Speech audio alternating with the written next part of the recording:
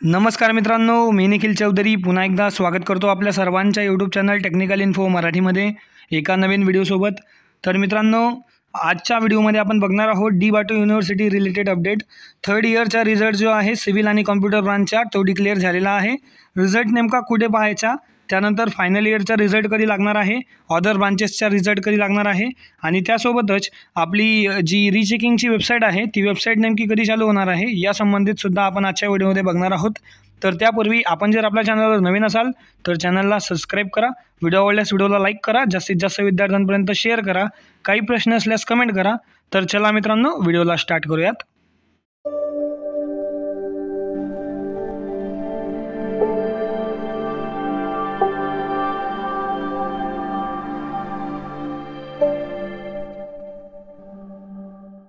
तर मित्रांनो, थर्ड इयरच्या सिव्हिल इंजिनिअरिंगच्या आणि कॉम्प्युटर इंजिनिअरिंगच्या डी-बाटू युनिव्हर्सिटीचा जो रिझल्ट आहे तो डिक्लेअर झालेला आहे। ॲक्च्युली कालपासूनच तुम्हाला इंस्टाग्रामवर मेसेज आला असेल किंवा अदर अपडेट जे आहे ते आले असेल, आपल्या कम्युनिटी गाईडलाईनला सुद्धा आपण पोस्ट केली होती। तर मित्रांनो, अजूनही काही कॉलेजेसमध्ये रिझल्ट जो आहे तो लागला नसेल, तर तो रिझल्टसुद्धा तुमच्या आज आणि उद्यामध्ये थर्ड इयरचा रिझल्ट जो आहे तो लागणार आहे। मित्रांनो, अदर ब्रांचेसचा रिझल्टसुद्धा अजूनपर्यंत आलेला नाही आहे, सिव्हिल आणि कॉम्प्युटरचा आलेला आहे।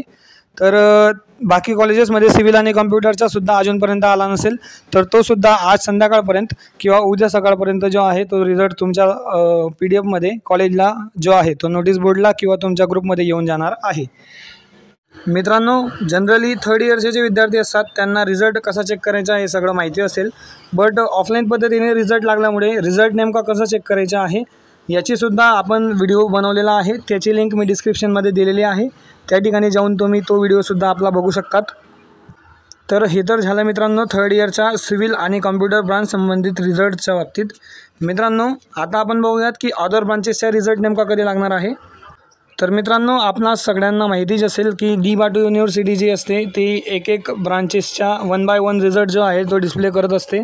तर आताशी सिव्हिल आणि कॉम्प्युटर ब्रांचचा रिझल्ट लागलेला आहे, अदर ब्रांचेसचा रिझल्टसुद्धा या वीकमध्ये लागून जातील। मित्रांनो, 1 बाय 1 तुमचा रिझल्ट जो आहे तो डिस्प्ले होणार आहे आणि जसे जसे रिझल्ट डिस्प्ले होतील तसे मी आपल्या कम्युनिटीलासुद्धा जे आहे ती अपडेट टाकत असणार आहे, तर त्यासाठी तुम्ही कम्युनिटीसुद्धा चेक करत राहायचे आहे।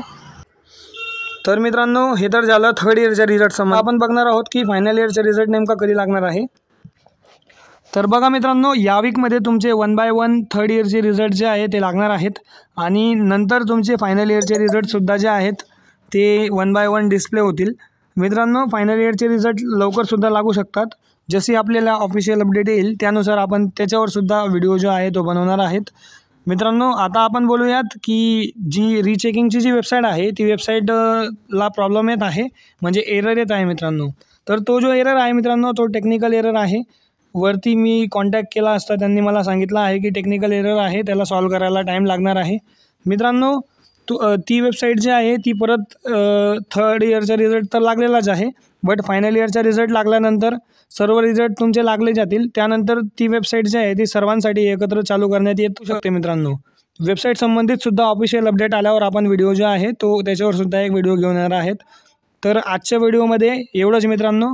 अशाच प्रकारच्या डी-बाटू युनिव्हर्सिटी रिलेटेड अपडेटसाठी आपल्या चॅनलला सबस्क्राईब करा, व्हिडिओ आवडल्यास व्हिडिओला लाईक करा, जास्तीत जास्त विद्यार्थ्यांपर्यंत शेअर करा, काही प्रश्न असल्यास कमेंट करा। तर चला मित्रांनो, धन्यवाद, थँक्यू सो मच।